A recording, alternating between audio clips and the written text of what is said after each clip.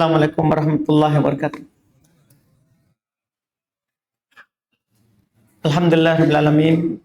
Salatu wassalamu ala rasulillah wa ala alihi wa ashabihi wa man tabi'ahum bi ihsan ila yaumiddin, amma ba'd.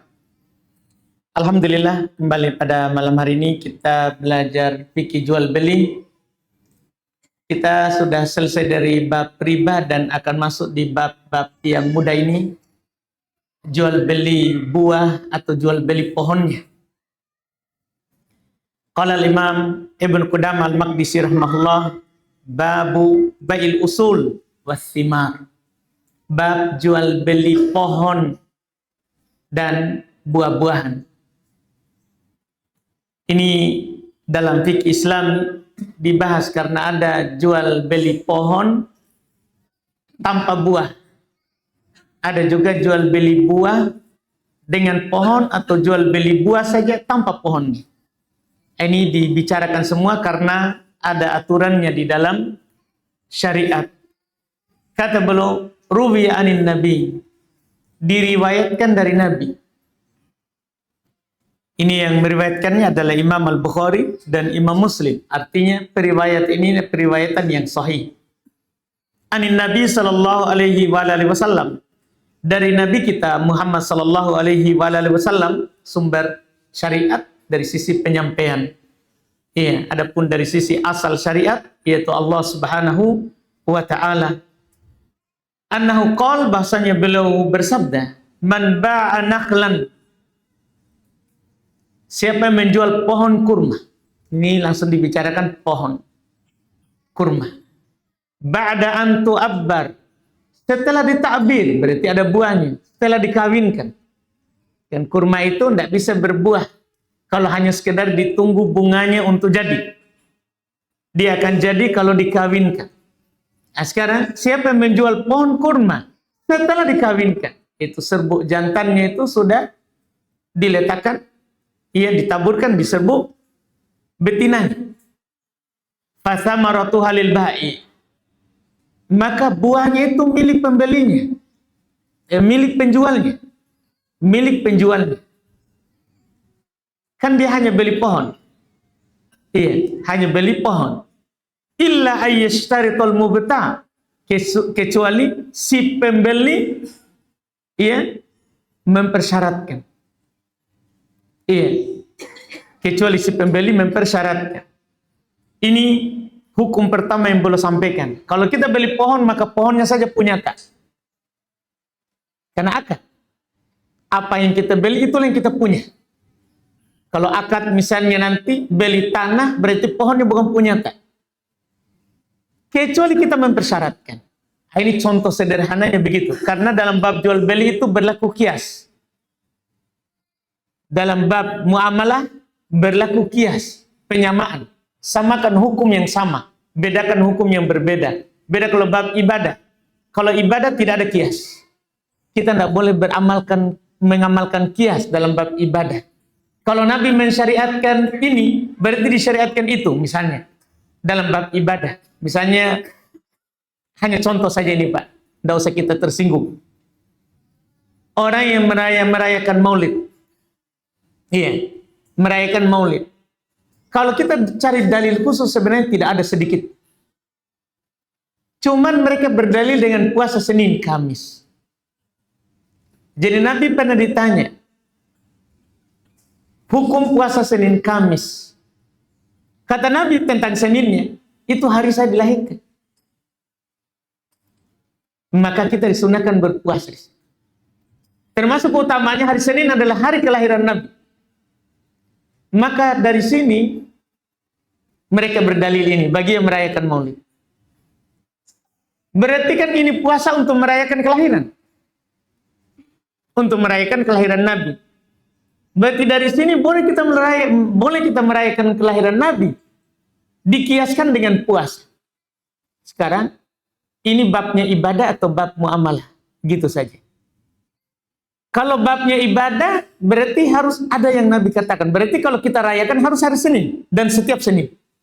Dengan puasa. Bukan di Rabiul Awal. Begitu kalau kita kias. Apakah kias ini diterima atau tidak? Dalam bab ibadah atau dalam bab muamalah? Itu pertanyaannya. Iya. Dalam bab muamalah boleh kita kias. Karena Nabi berkata, kalian lebih tahu tentang perkara dunia kalian. Kita cuma mengatur ini haram, ini halal. Setelah itu kita samakan. Ini bab muamalah, bab ibadah, kita tidak boleh kias. Kita tidak boleh kias. Sama dengan pembahasan lain lagi yang lebih ringan daripada bab maulid. Bab berzakat dengan uang rupiah. Kita tidak berzakat dengan makanan pokok. Kan Nabi SAW katakan, zakat itu adalah sok min to'am. Satu sok dari makanan. Apakah boleh kita zakat dengan harganya makanan itu? Itu pertanyaannya. Kalau kita berdalil dengan kias, seperti orang-orang Hanafiyah, kan yang sering menggunakan kias ini kan orang-orang Hanafiyah, madhab Hanafiyah. Kalau Hanabilah jarang menggunakan kias. Syafi'iyah dia pakai juga kias, tapi yang ketat syaratnya. Yang paling sering menggunakan kias adalah Hanafiyah secara madhab. Orang Hanafiyah mengatakan, jadi kalau kita Indonesia ini madhab Syafi'i, tidak pakai ini. Kita pasti beras, pasti. Iya. Orang Hanafiyah mengatakan, apa tujuan daripada beras? Itu pertanyaan mereka. Tujuannya adalah ya memberi makan kepada orang miskin supaya mereka cukup di hari itu. Berarti sama juga uang. Nah, sekarang pertanyaan begini. Ini mengeluarkan zakat babnya ibadah atau babnya muamalah? Nah, begitu selalu kita bertanya. Kalau mengeluarkan zakat itu adalah babnya ibadah, harus yang sesuai dengan ucapan Nabi. Tidak boleh ditukar-tukar dan tidak boleh diganti. Itu harus kita pahami baik-baik nih. Jangan sampai kita mengatakan nanti, oh ini Ustadz keras sekali atau apakah banyak orang bilang begitu. Kenapa kita tidak menyamakan saja, kias saja. Sekarang kan babnya ibadah atau babnya muamalah. Kalau zakat itu babnya ibadah, dan sudah pasti itu. Karena kalau membahas ibadah berarti membahas sholat, puasa, zakat, haji, kan begitu. Itu namanya fikih ibadah. Itu namanya fikih ibadah. Berarti babnya ibadah. Anda boleh kita ganti dengan uang. Harus seperti yang Nabi sebutkan, satu sok dari makanan. Harus sesuai dengan yang Nabi sebutkan. Itu babnya ibadah. Nah, kalau babnya muamalah, kiaskan. Contoh kita sekarang. Kata Nabi, siapa yang menjual pohon kurma setelah ditakbir, setelah dikawinkan, maka buahnya itu punyanya siapa? Punyanya penjualnya, bukan pembeli. Kecuali pembelinya bilang dengan syarat dengan buahnya. Cuma nanti akan masuk dalam pelanggaran. Nanti karena masalah jual beli buah tidak boleh waktu kecil buahnya. Harus buahnya sudah matang. Itu lagi nanti. Makanya sekarang pilihannya beli pohon. Beli pohon, boleh. Beli pohon. Buahnya haknya si penjual. Punyanya itu yang punya awal. Kecuali si pembeli bilang dengan syarat dengan buahnya. Kiaskanlah semuanya. Ada orang membeli tanah. Ada pohonnya. Maka pohonnya itu punyanya yang menjual. Bukannya pembeli. Kecuali dipersyaratkan. Saya mau beli itu tanahmu dengan pohon-pohonnya. Syaratnya. Iya. Sama. Ada pembahasan di sana. Hayalan sebenarnya ini. Tapi kalau nyata, tidak apa-apa. Ada orang membeli tanah. Setelah dia beli, dia dapat emas. Harta karun. Waktu gali pondasi, dia dapat harta karun. Emas. Ini punya siapa ini? Itu pertanyaannya. Punyanya siapa? Yang punya tanah. Bukan yang membeli. Bukan yang membeli. Kecuali dia bilang, saya beli tanahmu ini dengan seluruh isinya. Sudah.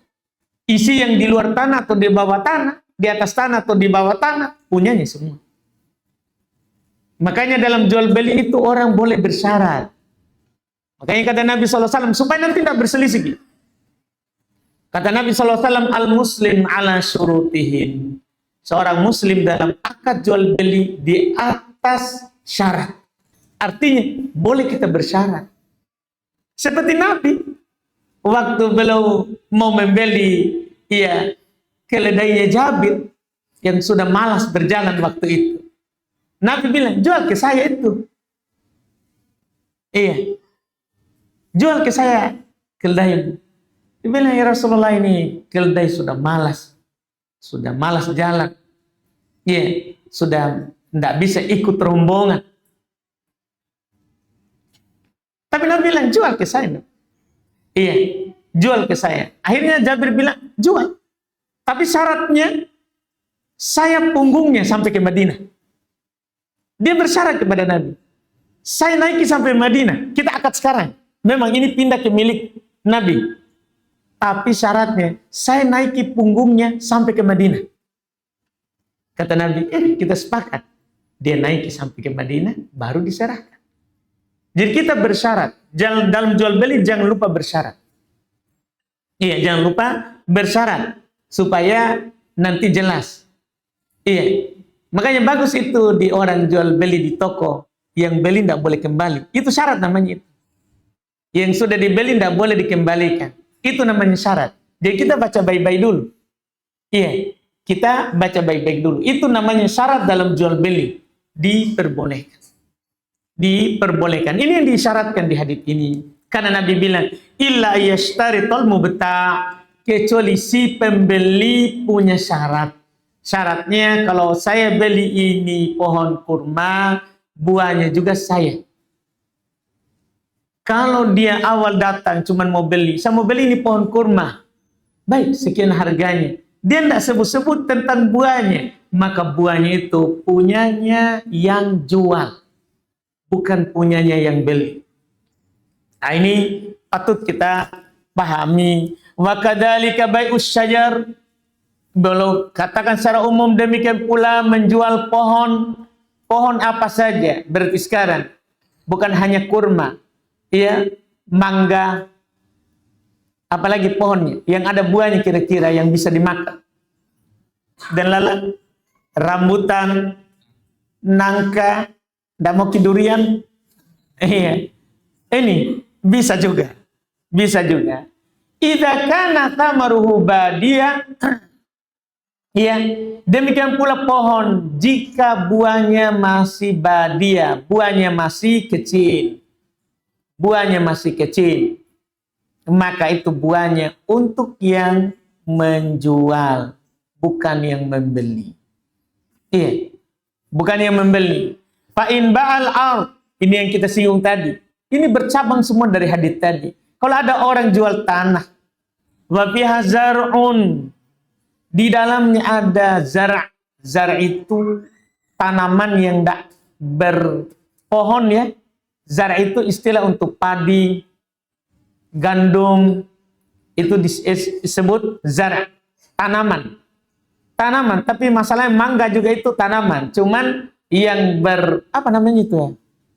yang bertulang. Apa namanya itu? Yang keras batangnya. Itu disebut pohon.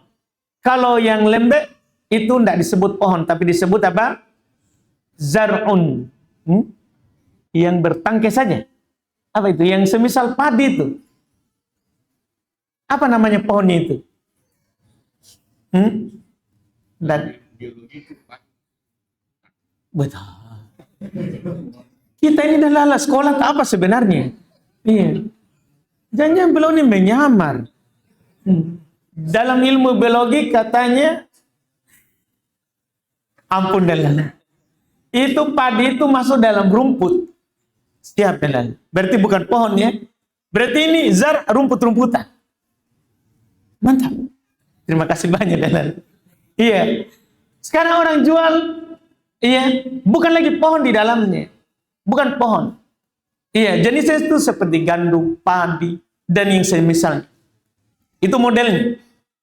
Maka wa fiha zar'un la yusad illa marrah, di dalamnya ada tanaman yang tidak dipanen kecuali sekali, seperti itu tadi, padi sekali panen, kecuali sekali. Fa huwa lil ba'i, maka itu punyanya penjual. Kalau panennya cuma sekali, kita pergi beli sawah, sudah tertanam padinya. Padinya itu punyanya yang punya itu. Kita hanya beli tanahnya. Iya, kita hanya beli tanahnya. Masih lagi, malam yashtarithul mubta, selama si pembeli tidak mempersyaratkannya. Kalau kita bilang datangin, lihat sawah, sedang ada padinya, sudah ditanam padinya. Kita bilang, saya mau beli sawah ini, tapi dengan padinya. Kalau dia bilang, enggak apa-apa, iya boleh, kita sepakat, sekian harga. Maka itu punyanya juga pembeli. Tapi kalau dia enggak bilang, saya mau beli sawah, padahal ada padinya, maka padinya itu adalah punyanya yang menjual. Tapi ini syaratnya yang sekali panen. Sekali panen. Adapun yang sering dipanen, ini yang masalah lain lagi. Iya.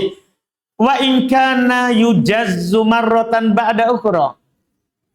Kalau dipanennya tidak sekali. Musim sekarang dia berbuah, dipanen. Musim depan lagi berulang lagi, berbuah lagi. Tidak sekali panen itu pohonnya. Maka gimana ini? Fal usulil mushtari wal juzzatud dhahiratu indal bai'i lil ba'i. Masya Allah. Ini keadilan dalam syariat kita ini. Maka pohonnya, dia beli tanah ini, tapi ada pohonnya, ada tanaman. Tapi tanaman itu bukan sekali panen. Kalau sekali panen, untuknya si penjual yang punya tanah. Kalau dipanen sekali, berulang lagi kedua, ketiga, dipanennya berulang. Maka kata beliau, pohonnya itu punyanya yang membeli. Cuman buah yang nampak saat terjadi akad, yang muncul saat terjadi akad, itu punyanya penjual. Mungkin kita paham ini. Lagi akad ini, ada buahnya, sudah berbunga, sudah ada buahnya, maka itu punyanya yang menjual. Punyanya yang punya tanah. Untuk yang muncul waktu itu. Iya. Setelah itu nanti kalau panen, jadi masih punya hak untuk panen dia. Sudah panen, berbuah lagi nanti. Sudah punyanya siapa? Si pembeli. Ini Masya Allah. Hukum terkait dengan hal tadi. Kemudian masalah jual buah. Tadi pohonnya. Buahnya gimana? Ini disinggung lagi. Faslun fi hukmi bai'ith thimar qabla buduwi solahiha. Pasal menjual buah sebelum nampak kematangannya. Naha Rasulullah sallallahu alaihi wasallam an bai'ith thamar hatta yabdu salahuha. Ini diperhatikan baik-baik. Nabi melarang dari menjual buah sebelum nampak kematangannya. Itu tadi. Makanya kalau kita beli pohon saja. Jangan sampai buahnya masih muda. Iya, masih muda buahnya. Buahnya itu miliknya si penjual. Karena ada hukum kaitannya ini. Kalau kita memang mau beli buah, bukan pohonnya, maka buah ada aturannya. Nabi melarang, ini hadis Bukhari Muslim juga. Nabi melarang menjual buah sebelum nampak kematangannya. Nanti akan dijelaskan nampak kematangannya. Dengan dia memerah atau menguning, atau apa saja dari ciri kematangan itu yang dimaklumi oleh uruf, oleh kebiasaan di masyarakat. Iya, tidak boleh kita jual buah masih kecil. Kecuali memang dia mau panen waktu kecil. Ini lagi. Iya, kalau dia mau panen saat matang, tidak boleh. Nabi melarangnya. Nabi melarangnya. Walau ba'ath thamara ba'da buduwi solahiha. Ala tarki ilal judadi. Jaza. Kalau ada orang jual. Terus dia beli buah setelah nampak kematangannya. Kemudian dengan syarat, cuman saya mau panen nanti. Sudah nampak kematangannya, cuman nanti saya panen datang. Boleh. Boleh. Tapi kalau dia beli, saya mau beli ini buah, belum nampak kematangannya. Kapan kita panen? Nanti kalau matang. Tidak boleh. Mungkin kita paham ini. Ini ketat sekali membeli buah di pohon. Boleh kita membeli buah setelah nampak kematangannya. Tidak apa-apa panennya diakhirkan. Tidak apa-apa. Yang penting sudah nampak kematangannya. Tapi kalau buahnya belum nampak kematangannya, kita beli sekarang, panen nanti. Tidak boleh. Ini dilarang oleh Nabi SAW. Kenapa? Karena kalau turun musibah alam, kalau ada orang nekat jual ini, turun musibah alam, sementara sudah terjadi akad, maka pihak penjual harus ganti rugi atas kerugiannya pembeli. Nah, itu nanti mendolimi penjual. Kan kita tidak tahu. Kan kalau sudah matang, turun hujan, angin, kan bisa langsung dipanen. Kalau sudah nampak kematangannya, bisa langsung dipanen. Walaupun mungkin semuanya belum memerah misalnya. Kalau rambutan, semuanya belum memerah. Tapi kan itu sudah tanda. Kalau ini semuanya sudah dekat apa? Kematangannya. Ini dia. Iya, untuk menjaga hak. Menjaga hak. Fa'in asobat hajaiha. Kalau ditimpa oleh musibah. Jaiha itu musibah langit. Iya, angin, hujan. Iya, banjir. Itu musibah jaiha namanya. Ditimpa oleh musibah. Roja'a biha ilal ba'i. Tanggungannya yang menjual. Ganti rugi. Karena dia sudah melakukan akad itu. Liqauli Rasulillah sallallahu alaihi wasallam. Karena Nabi sallallahu alaihi wasallam bersabda, "Lau bi'ta min akika samaran."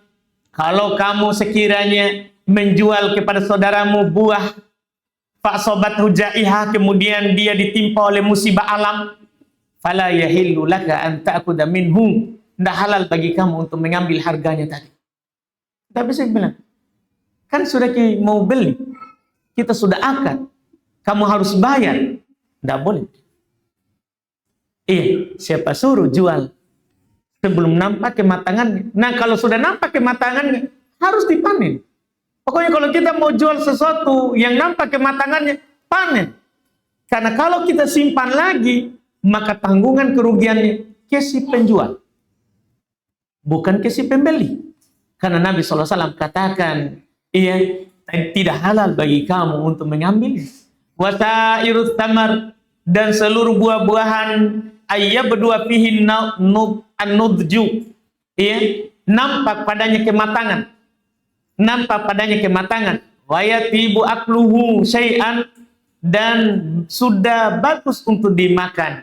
Ata'khudhu mala akhihi bighairi haqqin. Kalau ada orang membeli setelah itu dan dia tidak langsung panen, kemudian kena musibah, kata Nabi, apakah kamu mengambil saudaramu, harta saudaramu tanpa hak? Tidak boleh. Kembali uang kalau sudah dibayar. Kan kadang sudah bayar duluan orang, nanti panen, maka harus dia kembalikan itu uang. Syukur-syukur kau masih ada. Nah, kadang sudah dipakai belanja. Nabi bilang tidak halal. Apakah kamu mengambil harta saudaramu tanpa hak? Tidak. Buahnya tidak jadi dipanen, uang kembali. Uang kembali. Makanya jalan keluarnya, jual sudah nampak kematangannya kalau masih di pohon. Terus suruh panen setelah transaksi. Hindari dua. Jangan jual sebelum nampak kematangannya. Jangan. Jangan jual sudah nampak kematangannya tapi dia bilang nanti baru saya panen. Jangan. Bilang, mau saya jual, ini sudah nampak kematangannya, panen. Supaya tidak masuk pelanggaran dan uangnya sudah bisa kita menggunakannya. Iya. Kemudian setelah terakhir baru bilang ini hanya sekedar masalah nampak kematangan itu apa ciri-cirinya. Wasalahu samarin nakal. Ini beliau berbicara kurma, karena dulu banyak di sana kurma. Nampak kematangan kalau kurma itu ayyahmar au yasfar. Kalau kurma itu memerah atau menguning. Itu kalau kurma. Kalau memerah ujungnya itu, yang pantatnya itu di bawah, ya, atau kan dia yang menguning duluan itu, atau memerah duluan, itu sudah nampak kematangannya. Itu kalau kurma. Wal inab, sementara kalau anggur, dulu juga yang paling banyak anggur. Anggur ayyata mawah. dia biasanya mulai lembek kalau ditindis. Itu anggur. Kan dia tidak berubah warnanya, Pak. Sehingga caranya dia itu kan, kalau dari kecil dia keras. Iya, sampai nampak kematangannya dia nanti akan lembek. Sudah ada airnya. Sudah ada airnya. Itu cirinya kalau anggur. Setelahnya yang lain, wasairut tamar ayya berdua fihi nubjuk. Seluruh buahan pokoknya nampak kematangannya, wa yatibu aklu, dan sudah bagus untuk dimakan. Iya, ini kembali ke urf. Kembali ke kebiasaan kita, macam-macam itu buah. Ada yang tidak nampak kematangannya, iya, tapi sudah dirasa sudah bagus. Dimakan, dicoba satu pohon, satu buah, satu pohon enggak ya? Coba satu pohon terlalu banyak ya. Satu buah misalnya, dicoba, sudah bagus rasanya. Dan yang coba ahli, dia tahu, oh ini sudah ciri yang matang. Itu sudah bisa dijual.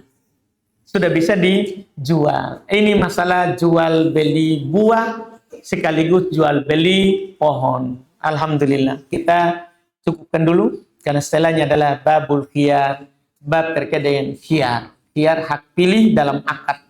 Insya Allah ini kita ambil lagi di pertemuan akan datang. Silakan, Kalala. Buah tadi itu sudah nampak kan tidak bisa ditunda panen.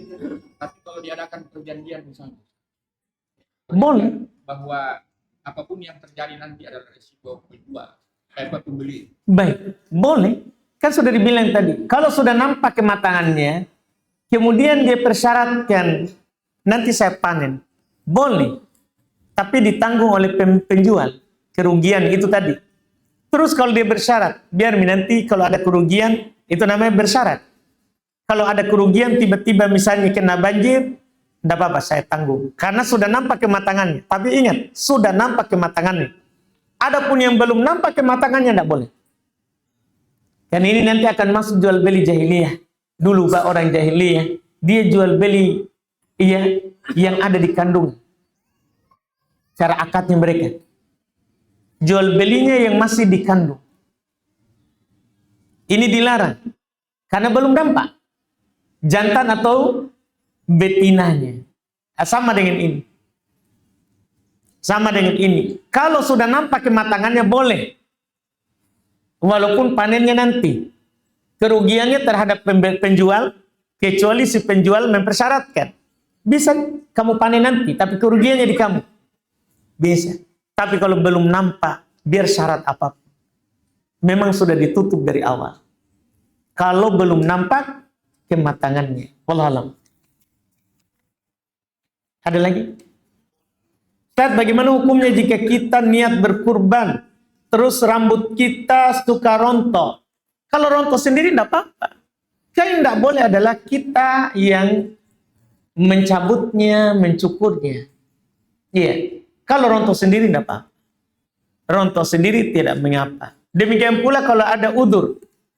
Dia simpan rambutnya, tapi qadarullah banyak sekali kutunya.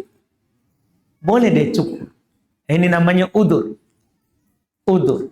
Iya. Sama dengan orang terbuka kukunya. Kan tidak boleh potong kuku. Tapi kalau dia biarkan begitu, akan membuatnya menderita, maka boleh dia potong. Boleh dia potong. Dihilangkan dorornya. Iya. Wallahualam. Ustaz, apakah sama keutamaan orang berdoa tanggal 9 Dzulhijjah di Arafah dengan orang berdoa tanggal 9 Dzulhijjah di Indonesia? Iya. Kalau hadis itu kan orang yang wukuf.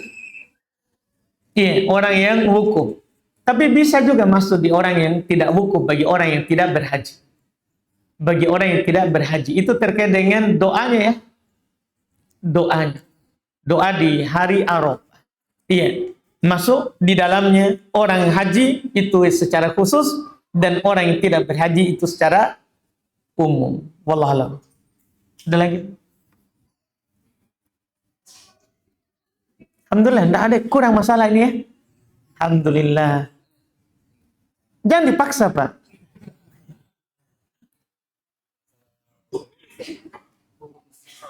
Apakah kalau tidak air gitu, maka bisa membatalkan. Baik. Masalah memasukkan air ke hidung, ada memasukkan, ada menghirup, Pak ya. Memasukkan air ke hidung ini di lubang bagian depan ini yang kita masukkan, bukan hirup sampai ke pangkal hidung, itu beda hukumnya. Memasukkan air di hidung ini hukumnya wajib. Dalam hadits Bukhari, Muslim, ya, diperintahkan untuk kita melakukan istinsyak dan istinthar. Istinsyak adalah memasukkannya, istinthar adalah mengeluarkannya. Itu kewajiban. Tapi menghirupnya sampai ke dalam, menghirupnya bukan hanya memasukkannya, menghirupnya sampai ke dalam, hukumnya sunnah. Kata Nabi, baligu, di hadits Bukhari Muslim juga, baligu fil istinsyaqi illa an takuna sha'ima. Bersungguh-sungguhlah, seriuslah dalam menghirup air ke dalam hidung, kecuali kamu berpuasa. Sisi sunnahnya itu dikecualikan puasa. Dikecualikan puasa. Kalau seandainya wajib, tidak ada pengecualian. Tidak ada pengecualian. Ini jadi bedakan memasukkan air di dalam lubang hidung ini sama menghirupnya ke dalam. Memasukkannya wajib, menghirupnya adalah sunnah. Wallahu a'lam.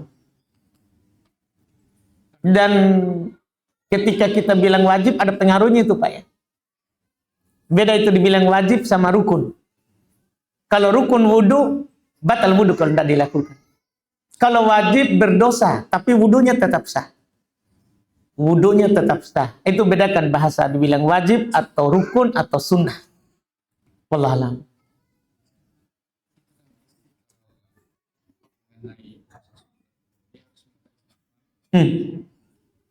Pas suami harus minta izin istri juga. Ngeri, Masya Allah. Pokoknya kalau Delala itu istri suami. Iya. Jadi Delala bertanya ini, suami kan, istri kan kalau mau puasa harus minta izin suami. Puasa sunnah. Harus minta izin suami. Betul tahu?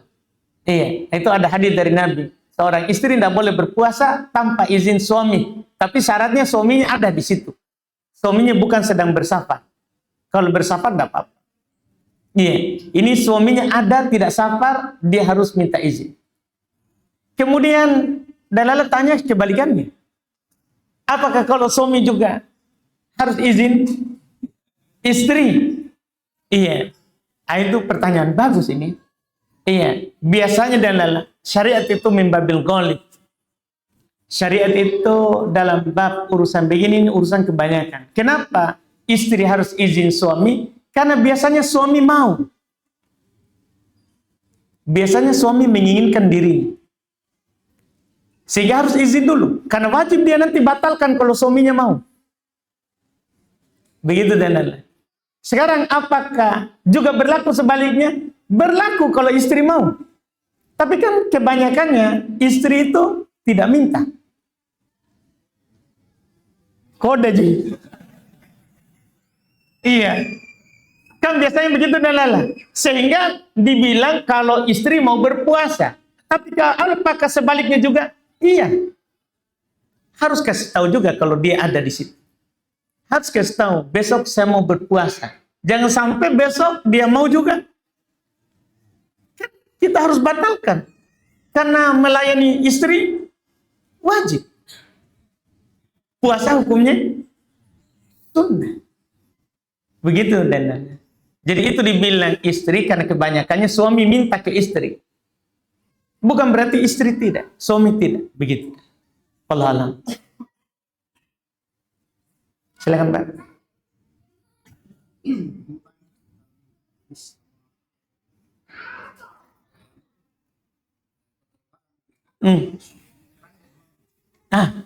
Ini saksinya masalah ini.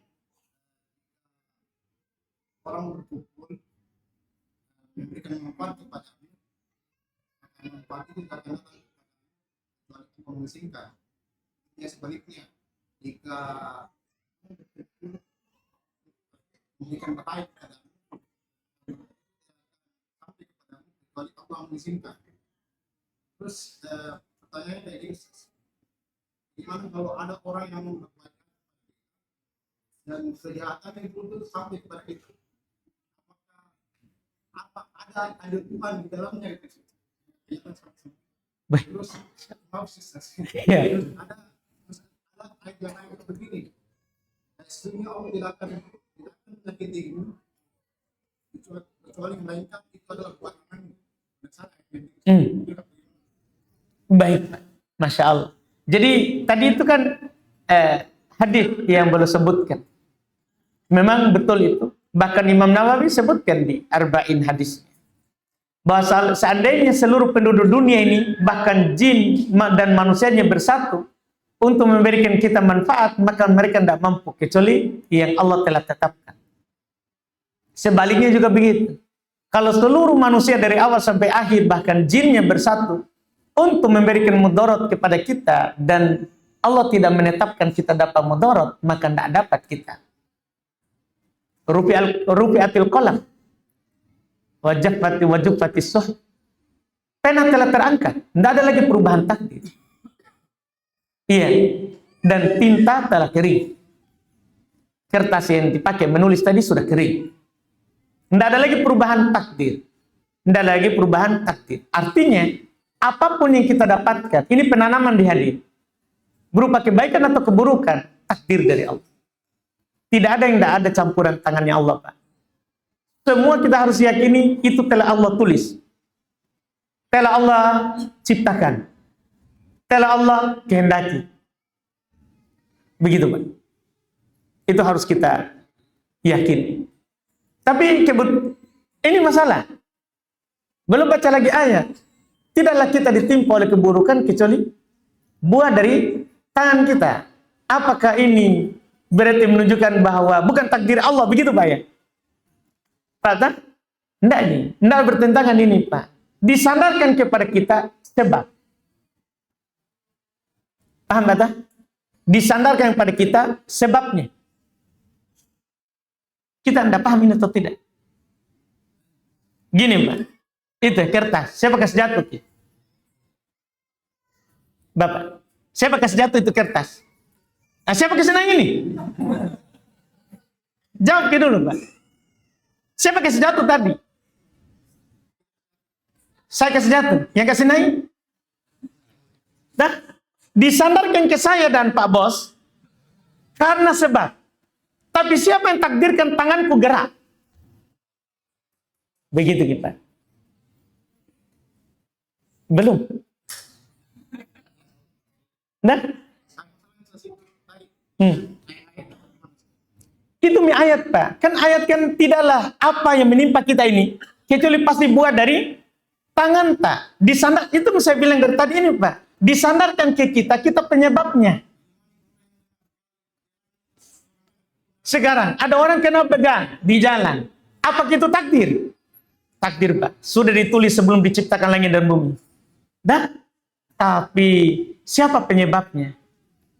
Yang menyebabkan dia kena begal. Kan dia tuh yang pergi ke sana. Tapi paham dia ke ini atau tidak?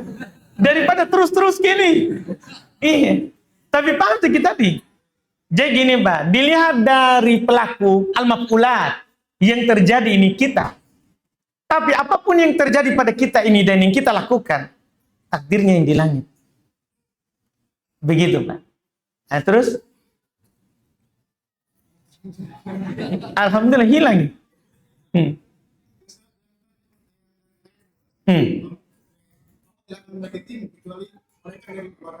Betul.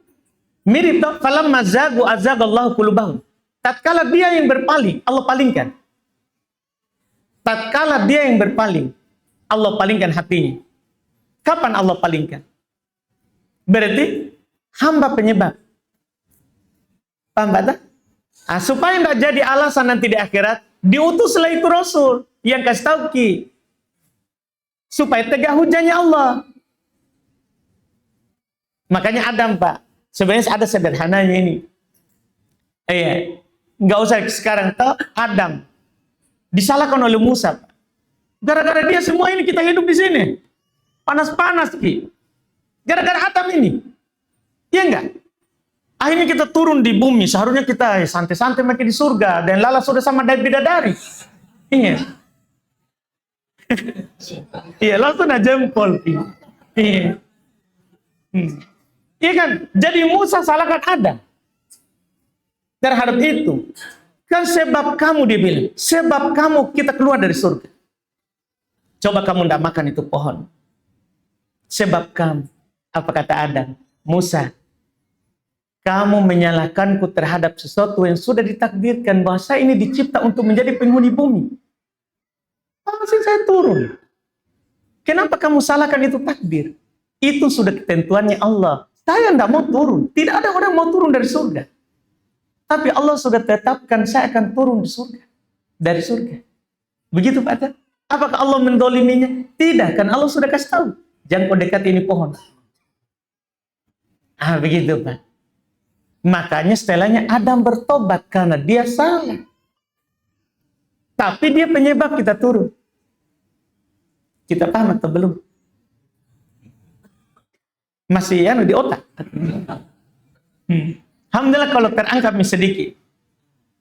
Atau belum Pak? Sudah enggak? Ada anak tak? Ada istri? Bisa nggak kita punya anak tanpa istri? Nggak bisa tak? Atau jangan kita datangi istri tak? Duduk mikir saja, tunggu mikir keluar anak. Lari ke sana itu mani. Gitu Pak Tan? Bisa nggak? Tanpa kita melakukan sebab. Maksudnya saya mau terangkan bahwa kita itu pelaku sebab. Tapi sebab itu akan jadi kalau Allah ciptakan. Artinya, apapun yang kita lakukan itu berupa sebab, itu Allah yang tentukan. Tuhan tak. Iya kan Pak? Gimana ini? Iya. Kalau masih kurang, tidak apa-apa. Pakai ini masalah akidah. Keyakinan. Iya. Aman nih. Alhamdulillah. Buah kulit sekalipun. Nabiullah Adam Nggak mungkin, Pak. Ini lala lagi masalah. Tanpa memakan buah, berarti tidak akan turun. Nah, itu kan sebab turun. Sudah ditentukan sebab turunnya dia makan itu pohon. Jadi tidak bisa turun tanpa itu makan. Belum minum kopi ini. Iya. Silakan. Sama apa? Tapi sangat memuaskan. Tanpa saya kasih hadiah. Tapi sampai di rumah saya tidak bisa dikasih hadiah proses karena korbannya. Bagaimana Ustaz? Tanya aparatnya nih. Tonggo berarti.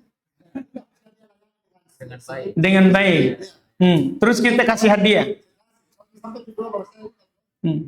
Enggak apa-apa sebenarnya kita kasih hadiah. Yang masalah dia apakah di instansi itu ada syarat tidak boleh menerima hadiah? Bukan di kita. Kita kan memang kalau ada orang bantu, balas. Ya, itu yang masalah Pak. Masalah di aturan. Itu Pak. Jadi itu tadi ini kan jual beli. Ini kan muamalah Pak tadi itu. Di atas syarat. Kalau syaratnya tidak kasih, maka tidak boleh kita kasih. Iya.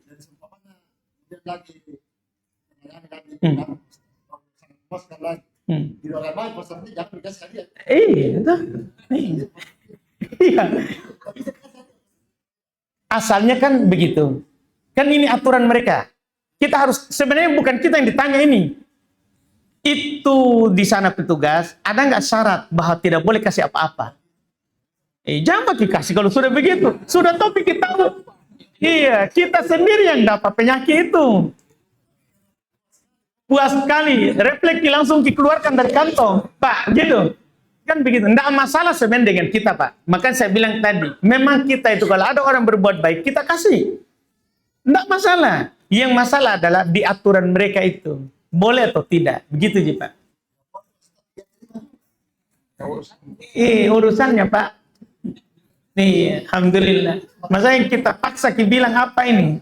Iya, alhamdulillah. Masih ada siapa? Alhamdulillah, panjang waktu hari ini. Masya Allah. Iya. Masih bisa katanya. Silakan Pak. Duluan.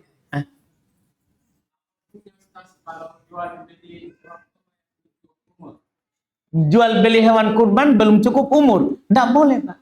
Karena tidak boleh potong yang belum cukup umur. Tapi dia mau jual yang mau dikurban tahun ini atau tahun depan. Tidak boleh. Karena orang yang berkurban tidak boleh berkurban yang tidak cukup umur. Kata Nabi, la tatbahu illa musinnah. Jangan memotong kecuali yang cukup umur.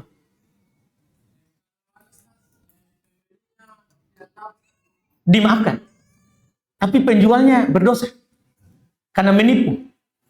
Nah, jadi pembelinya tidak tahu ditipu oleh penjual. Tidak apa-apa, sah kurbannya. Tapi penjualnya berdosa. Karena menipu. Begitu. Alhamdulillah. Katanya sudah. Alhamdulillah. Kita cukupkan dulu. Alhamdulillah. Subhanakallah. Assalamualaikum warahmatullahi wabarakatuh.